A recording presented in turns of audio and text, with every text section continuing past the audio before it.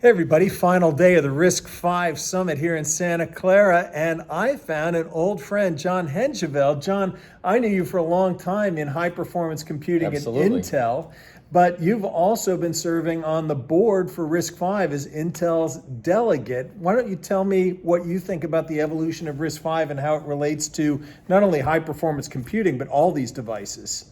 So RISC-V is at a key crossover point. It's grown from being a small community of people who care about stuff to being viable in thousands of applications. And so that transition is something that the organization has to deal with, and the technologists who are building off that have to deal with. I think RISC-V is going to be one of the three compelling ISOs in the future. It's developing a niche in the deeply embedded space in the AI,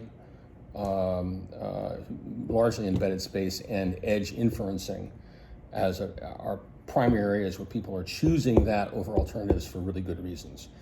And this is important because all of these wind up being connected with AI as the connective thread. If RISC-V is in embedded and it's in automotive, if from an HPC perspective we say, oh, that's really a different market, that's not HPC, don't lose the idea that that connects to an awful lot of data that then gets fed into the AI machine. Every device produces a volume of data that makes a difference to the AI training and the AI inferencing solutions that emerge. So every device is essential. So what RISC-V does is lowers the cost and increases performance for deploying data aggregation from the edge to the infrastructure in HPC. So I'm very excited about the flow of data increasing from the volume of applications RISC-V can serve. And something I'm excited for is at the closing keynotes today, you are getting a gratitude award for your work on the board, because for those of you who don't know, John was instrumental in creating the processes that had to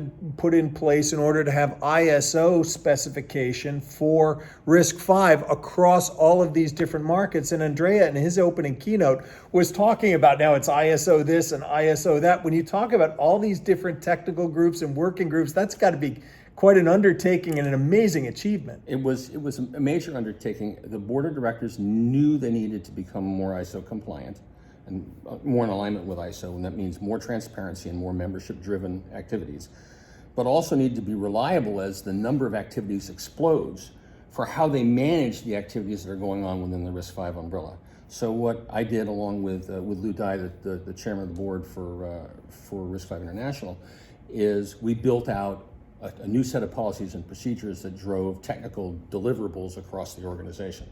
And that was central to the movement of the dial on ISO. John, it's been great catching up with you. I hope you've had a great show, and congratulations on the Gratitude Award. I'm deeply honored to be a part of it. Thanks, John.